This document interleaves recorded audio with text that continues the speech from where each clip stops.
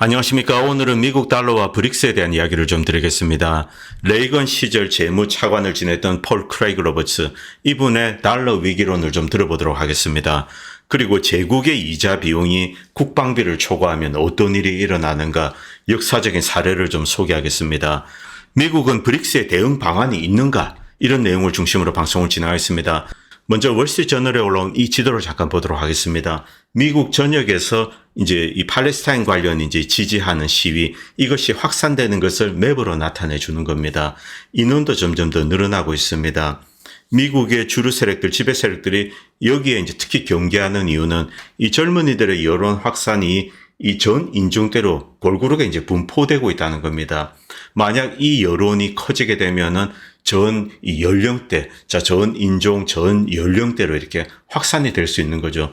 미국 전체의 어떤 국민적인 여론이 될 수 있다는 겁니다. 100%는 아니겠죠. 그러나 이 미국 국민들의 여론이 뭐 공고하게 한 70%를 넘어선다. 이때 미국의 대중동 정책은 근본적으로 바뀔 수밖에 없는 겁니다. 일단 뭐 다른 나라 뭐 미국의 뭐 속국이든 미국을 지배하는 나라든 그건 모르겠습니다만 어쨌든 미국이 먼저 살아야 되죠. 그렇기 때문에 미국 국민들의 여론이 한 3분의 2 정도가 그쪽으로 넘어간다. 이때는 지금 현재 미국의 지배 세력들, 저쪽에다가 폭탄과 뭐 군수물자, 돈을 퍼주고 이런 지배 세력들의 입지가 쪼그라들게 된다는 겁니다. 그리고 이 영상을 잠깐 보시기 바랍니다. 여기 파란 티 앞에 있는 파란 티 입은 사람은 팍스 TV, 팍스 채널 7의 이 카메라맨입니다. 그런데 경찰이 그냥 카메라맨도 집어던지고 있습니다. 미국 주류 언론 팍스 TV의 카메라맨이 이제 저렇게 나가떨어졌습니다. 이곳은 텍사스 오스틴, 텍사스 주립대 오스틴 캠퍼스입니다. 여기서 이제 학생들이 대규모 시위를 하고 있는데 여기서도 역시 이제 이 주 경찰이 들이닥쳐서 막 끌어내고 있습니다. 그리고 상당수의 학생들을 체포하고 있다고 하는데 텍사스 주지사 그렛 에봇이 상당히 이제 친 그쪽 나라 편입니다. 뭐 그래서 이런 일이 있는지 모르겠습니다. 그리고 예멘 소식 좀 전해드리겠습니다. 예멘이 이제 미 구축함, 아덴만에 있는 미국 구축함에 미사일을 몇 발 쏘았다고 합니다. 뭐 자신들은 군사적인 목적을 달성했다고 이렇게 이야기를 하는데 그 군사적인 목적이 뭔지는 모르겠습니다. 배에 맞췄는지 그런 것은 확인되고 있지 않는데 어쨌든 예멘은 성공적으로 작전을 수행했다. 뭐 정확히 명중했다. 이렇게 표현했습니다. 그러나 이 미국 언론 어디에도 미국 선박 이 요크타운호가 뭐 피해를 입었다 이런 기사는 올라오고 있지 않습니다. 그리고 인도양에 있는 이스라엘 선박을 상대로 이 드론을 쏘았는데 맞았다고 합니다. 뭐 이런 사실을 예멘에 발표했는데 공식적으로 확인되고 있지는 않습니다. 주류 언론에도 이런 기사는 올라오고 있지 않습니다. 그리고 에포크타임즈에 올라온 이 기사 잠깐 보도록 하겠습니다. FBI 국장이 이제 이 크리스토퍼 레이입니다. 이 친구가 이런 이야기를 했습니다. 야, 미국을 겨냥한 어떤 테러가 준비되고 있는 것 같다. 모스크바에 있었던 그와 유사한 ISIS의 테러, 이런 게 미국에서도 발생할 수 있다. 이런 경고를 했습니다. 왜 갑자기 이런 경고를 했을까? 최근 미국 내에는 뭐 제 기억으로는 테러 사건은 뭐 크게 찾아보기 힘듭니다. 물론 뭐 간헐적으로 어떤 뭐 인종 간의 이런 충돌은 있을 수 있겠지만 뭐 이 모스크바에 있었던 그러한 형태의 테러 그런 것은 뭐 최근에는 없었죠. 뭐 여러분도 다 아실 겁니다. 그런데 크리스토퍼 레이 FBI 국장이 갑자기 이런 이야기를 합니다. 뭐 실제로 뭐 CIA나 이런 데서 어떤 테러리스트의 어떤 뭐 음모 조직 뭐 이런 것을 파악했을 수도 있습니다. 물론 뭐 그 가능성은 있습니다. 그런데 제 개인적인 생각에는 지금 미국 전역으로 확산되고 있는 뭐 친팔레스타인 시위 여기에 찬물을 끼얹기 위한 것이 아닌가. 이 전형적인 뭐 이제 중동 지역 사람들에 대한 어떤 공포감, 뭐 거부감 이런 것을 다시 일깨우기 위해서 이런 이 이야기를 하는 것이 아닌가. 혹은 뭐 폴스 플래그 가능성도 있죠. 물론 아직까지 발생하지 않았습니다만 이런 거 보면서 좀 착잡한 생각이 듭니다. 과거에 저도 착잡한 광경을 목격한 적이 있습니다. 9.11이 터지고 나서 아랍인들에 대한 이제 반감 이런 것이 미국 사회에 극에 달했습니다. 그런데 뭐 길에서 지나가는 인도 애들 뭐 제가 봤을 때는 인도 애들입니다. 그런데 이제 미국 사람들은 그런 거 잘 구분을 못하죠. 브라운이니까 그냥 욕을 퍼붓고 이 마시던 뭐냐 이게 콜라 같은 거 이런 거 집어던지고 그런 모습 봤습니다. 인도 애들은 주춤주춤 하다가 뭐 자기는 뭐라고 떠드는데 아마 이제 중동 사람이 아니다 이렇게 떠든 것 같습니다. 뭐 그 상관없이 백인들이 한 뭐 두어 명이 집어던지는 거 그런 거 목격했습니다. 뭐 인도 애들이 결국은 뭐 이렇게 도망을 가고 그런 광경도 목격을 했는데 과거에 그런 뭐 착잡한 상황이 또 재현되지 않는가 좀 걱정입니다. 그리고 시진핑이 5월 25일에 이 세르비아를 방문한다고 합니다. 상당히 놀라운 뉴스입니다. 뭐 제가 이 세르비아 관련된 방송은 좀 많이 만들었죠. 왜냐하면은 이 세르비아가 이 모든 사건의 출발점입니다. 냉전이 끝나고 난 다음에 미국은 세계를 지배하기 위해서 어떤 이제 무언가 플랜을 만듭니다. 그런데 세르비아가 딱 그 전형입니다. 여러 가지 이제 이 무력 충돌 이런 것을 일으키고 갈등, 분쟁, 내전 이런 것을 일으킨 다음에 그 다음에 이제 휴머니티를 위해서 인도주의를 위해서 미군이 들어가겠다. 그 다음에 이제 폭격을 해서 빠개버리는 겁니다. 이런 흉계를 성공적으로 이행한 곳이 바로 이제 세르비아입니다. 그 이후 이라크, 아프가니스탄 쭉 이어집니다. 뭐 당시 이제 이 세르비아 폭격 때 중국 대사관이 폭탄을 맞아가지고 중국인들도 몇 명 죽고 또 그런 일이 있었죠. 이 시진핑은 세르비아에 좀 직착을 하는데, 그런데 이 세르비아 자체가 뭐 중국이 어떤 전략적인 목적을 가지고 노리는 것일 수도 있습니다. 왜냐하면 이 세르비아 국민들은 결코 흔들리지 않았습니다. 일단 친러, 뭐 러시아의 형제 국가로서 러시아에 대한 충성심 이런 것을 지난 20몇 년 동안의 경제 제재에도 불구하고 이렇게 공고히 유지하고 있습니다. 그래서 이 나토의 힘이 약화된다면은 세르비아는 언제든지 이렇게 러시아와 중국과 이렇게 연합할 수 있는 그런 이제 구조를 가지고 있죠. 그리고 세르비아, 스랩스크 공화국 그리고 이 몬테네그로 이들이 연합되게 된다면 세르비아는 다시 이제 내륙 국가에서 탈출하게 됩니다. 이때 중국이나 러시아가 세르비아 쪽에 뭐 군사기지, 해군 기지도 짓고 이런 식으로 버티게 된다면은 발칸반도 이제 알을 박아버리는 거죠.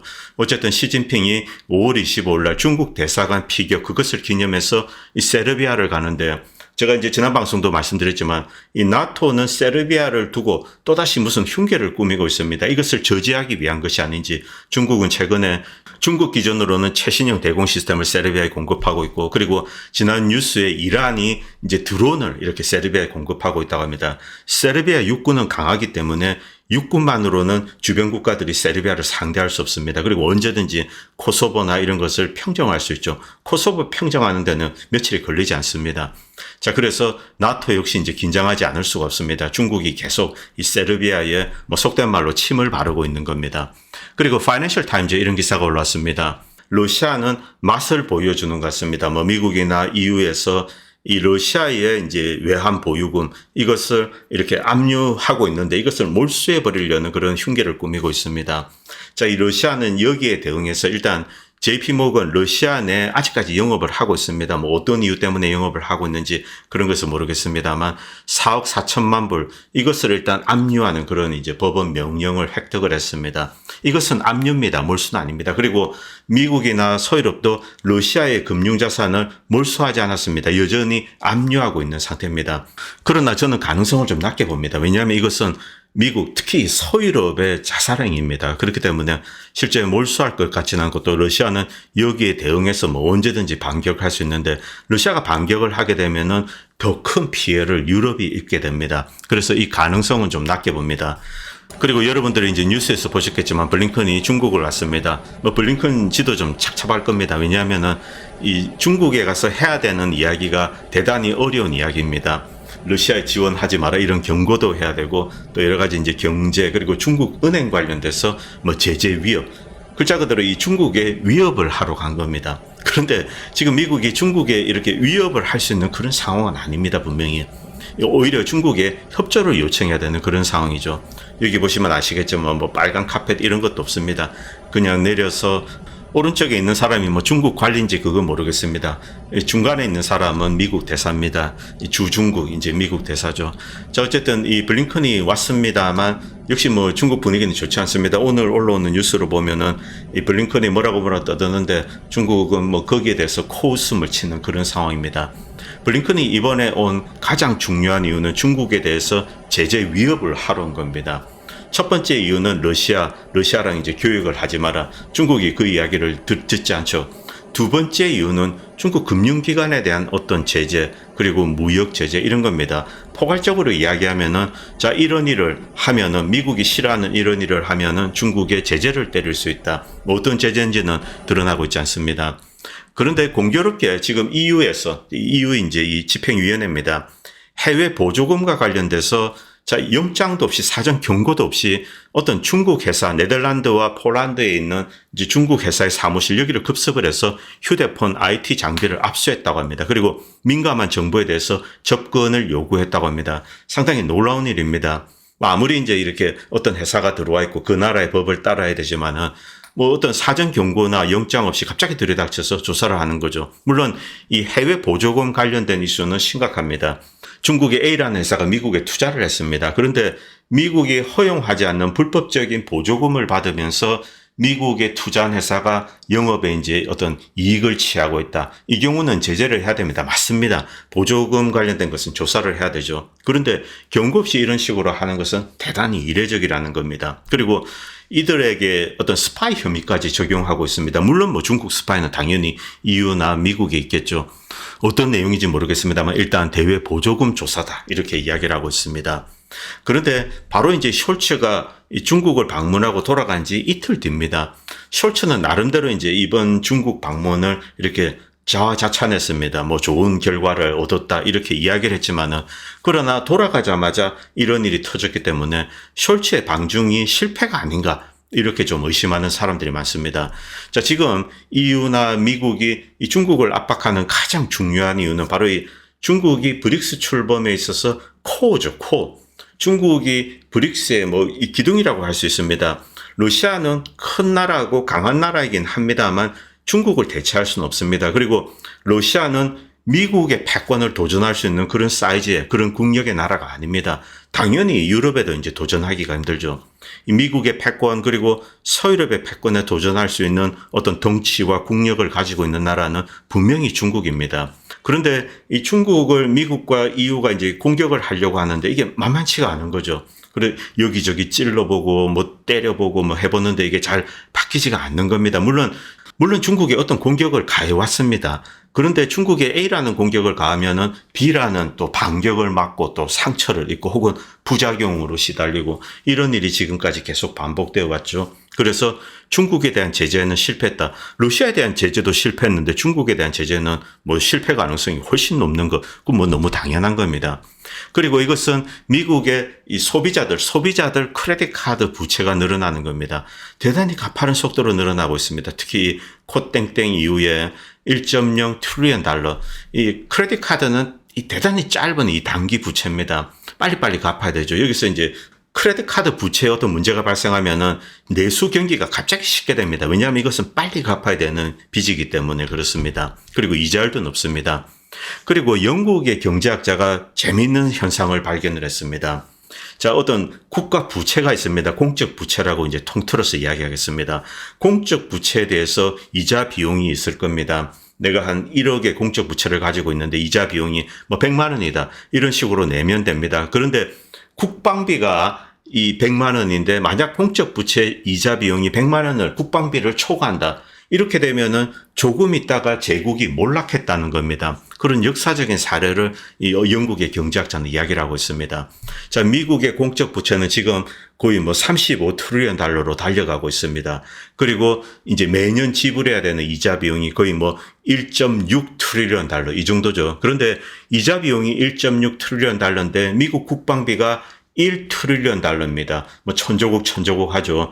정확하게는 1300조 정도 됩니다. 지금 환율로 그렇습니다. 그런데 이 이자 비용이 국방비를 초과하면 제국입니다. 이 경우 제국은 곧바로 이렇게 소멸되게 됐다. 그런 재미있는 현상을 발견했습니다. 합스부르크 스페인 그리고 이 프랑스 제국, 오토만 제국 그리고 대영 제국 모두 공이 이 국방비보다 이자 비용이 더 커지면은 조금 있다가 이제 제국의 패권 이게 뭐 쇠락한다는 겁니다. 그런데 공교롭게 올해부터 국방비 대비 이자 비용이 더 많아졌습니다. 국방비를 초과했다는 거죠. 그래서 앞에 띠오리에 따르면은 미국의 패권이 조만간에 쇠락한다. 이 미국의 공적 부채는 결코 간단한 문제가 아닙니다. 여기서 레이건 시절에 이제 재무차관을 지냈던 폴 크레이그 로버츠의 이 미국 공적 부채에 대한 진단, 이것을 잠깐 들여다보도록 하겠습니다. 실제 미국의 공적 부채 문제, 어떤 사람이 나에게 모건 스탠리에서 미국 달러의 죽음이다 이런 뭐 무시무시한 제목으로 기사를 올린 거 이것을 자기한테 보내왔다고 합니다. 그래서 한번 읽었는데 자 이것은 참 웃기는 이야기다 이렇게 비판하고 있습니다. 5개 대형 은행의 어려움을 구제하기 위해서 미국 연준은 엄청나게 돈을 찍어서 공급했습니다. 2007년, 2008년 리만 브라더스 위기죠. 그리고 양적 완화 기간. 자, 이 유럽에 이제 재정 위기가 터졌을 때 계속 양적 완화를 했습니다. 수조 달러의 새로운 명목 화폐를 발행해서 은행들을 도왔습니다. 이런 이유로 미국 달러의 몰락을 경고했다. 이게 아니라는 거죠. 이런 기사가 아니라는 거죠. 당연하게 그렇죠. 모건 스탠리는 투자회사인데요. 그리고 이 모건 스탠리 보고서는 미국이 무분별하게 러시아나 이란 등 국가에 이 제재를 가했다. 이것이 미국 달러 위상에 큰 충격을 줬다. 이런 사실도 기술하지 않는다는 겁니다. 대신에 모건 스탠리가 진단한 달러의 위험은 러시아, 중국, 이란 그리고 사우디아라비아, 멕시코 이들이 달러를 베이스로 하지 않는 한 다른 화폐로 이렇게 에너지를 사고 판다. 이것을 비판했다는 겁니다. 모건 스탠리. 페트로달러죠. 페트로달러에 크랙이 갔다. 이 사실만 가지고 모건 스탠리는 미국 달러의 죽음이 올 수도 있다. 이런 무시무시한 제목으로 비판을 했다는 겁니다. 그런데 이것은 본질적인 문제가 아니라는 거죠.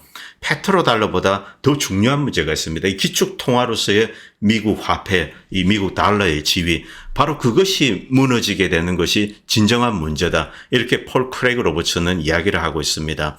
결국 이 모건 스탠리 보고서는 이 달러 가치가 하락할 염려가 있기 때문에 연금이나 은행 계좌에서 여러분들 개인들은 어떤 방식으로 이 달러 가치 하락에 대해서 이 해지를 하는가 이런 방법만 나온다는 거죠. 소매금융 관련된 이야기입니다. 이런 한심스러운 보고서 때문에 자기가 이 글을 쓰게 되었다. 이제부터는 미국 달러의 실질적인 위기에 대해서 이야기를 하고 있습니다. 당신은 이미 은행, 연금, 투자 계좌에 대한 소유권을 잃었다. 귀하의 소유권은 자산을 가지고 있는 이 금융 중개자, 이들이 재정적인 문제에 빠지기 전까지라는 겁니다. 우리의 예금, 우리의 주식 이런 것들은 일단 증권회사나 연금도 그렇고 이렇게 펀드에 가입하면 그렇게 다 있죠. 그런 게 이제 금융기관에 들어가 있습니다. 이 금융중개자. 이들이 재정적인 위기에 빠지기 전까지는 나의 자산, 나의 금융자산이 보호되고 있는 것처럼 생각을 하지만 그들이 위기에 빠지면은 이제 당신들의 자산에 대한 보호권 이런 것은 사라지게 된다는 겁니다. 해당 자산은 기하의 자산이 아니며 그리고 미국의 금융기관들 투자회사든 상업은행이든 기하의 계좌를 보유하고 있는 이 중개자 바로 이들의 자산이 된다. 이들이 함부로 나의 금융자산을 활용해서 자신들의 위기를 탈출한다는 겁니다. 기하의 압류는 규제기관에 의해서 수년에 걸쳐서 조용히 이루어졌다. 미국 금융 시스템의 어떤 전체주의와 그리고 중앙 집권화 이런 것을 이야기하고 있습니다. 실제로 서구와 미국은 그런 방식으로 달려가고 있습니다. 이것이 바로 세계 경제 포럼, 월드 이코노믹 포럼의 클라우스 슈왑이 이야기하는 당신은 아무것도 소유하지 못할 것이다. 그렇지만 행복할 것이다. 이 이야기의 의미라는 겁니다. 진정한 금융 주권을 내 개인이 가지고 있지 않다는 겁니다. 다 위탁을 한 거죠. 그런데 이것은 언제든지 순식간에 사라질 수가 있다는 겁니다. 이것은 여러 가지를 함축하고 있는데 다가올 CBDC 그리고 금융 관련된 이제 그레이트 리셋 이런 것과 연관된 겁니다. 그리고 이제 가장 중요한 문제, 미국 달러가 위기에 처해 있지만 이것은 워싱턴이 만들어낸 문제라는 겁니다. 공화당원이나 그리고 미국 언론을 보면은 존재하는 달러 문제의 원인을 공공 및 민간 부채 증가 때문이다. 이렇게 비난을 하고 있습니다. 그런데 미국은 막대한 무역 적자와 예산 적자를 겪고 있습니다.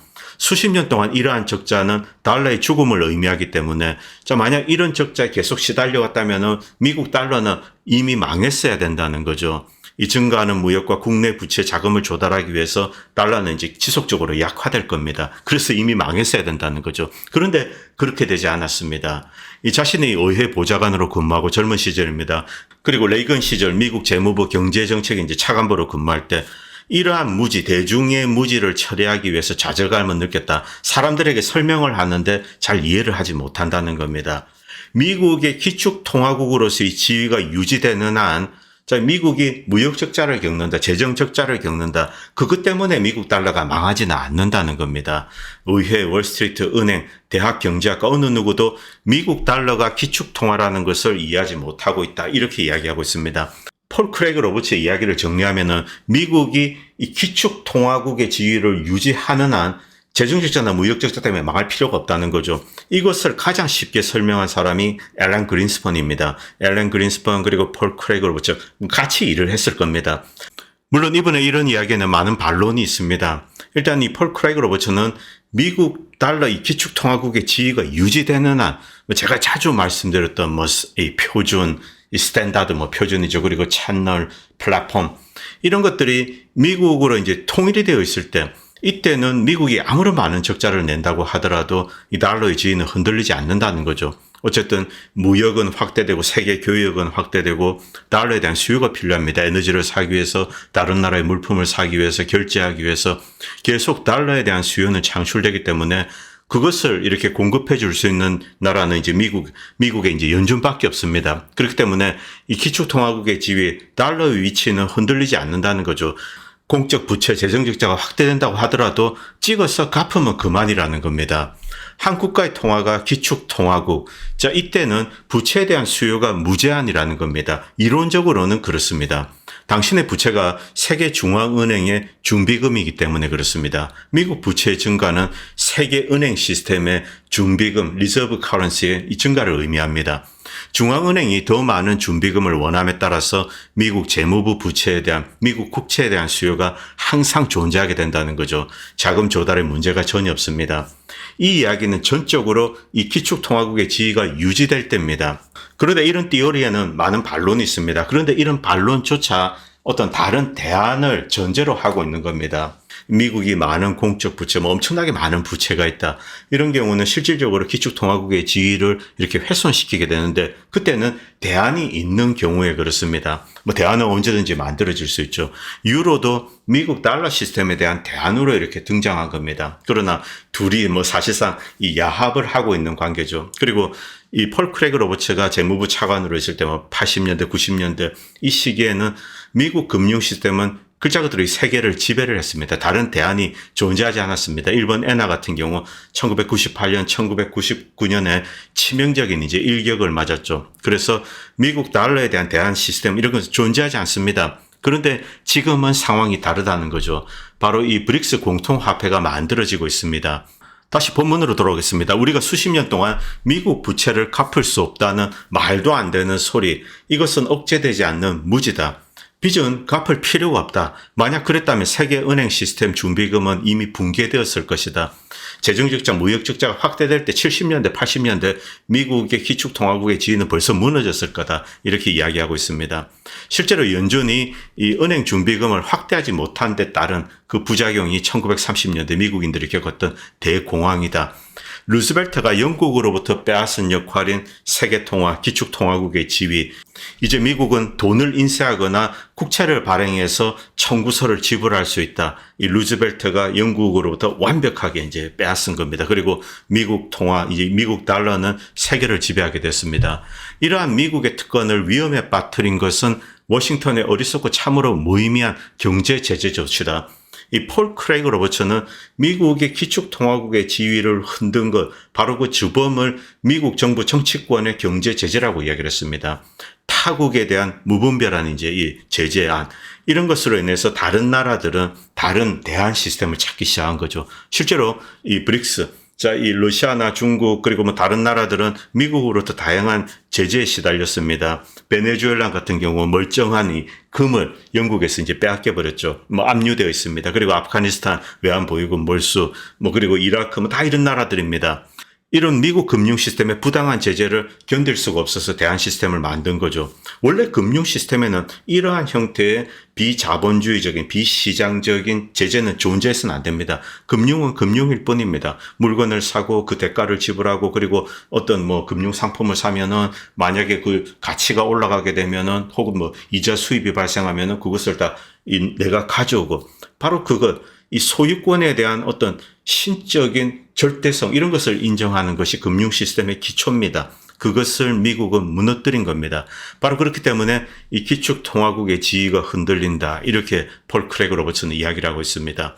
결론적으로 러시아, 중국, 이란 및 다른 나라들이 이제 이 결제를 할 때 달러를 결제하는 거, 이것을 피하고 다른 대안을 찾는 거죠. 그리고 미국 국채에 대한 수요가 감소해버리는 겁니다. 미국 국채를 사서 미국 예탁기관에 맡겨두었는데 그냥 뭐 몰수를 해버리는 겁니다. 자, 이제 견딜 수가 없는 거죠. 제재를 받는 이제 제3국의 중앙은행들은 금이라든가 비서구 통화 위안화죠. 자, 이런 것을 준비금으로 이제 활용을 하는 겁니다. 그리고 미국 재무부 국채에 대한 수요는 감소하게 되는 겁니다.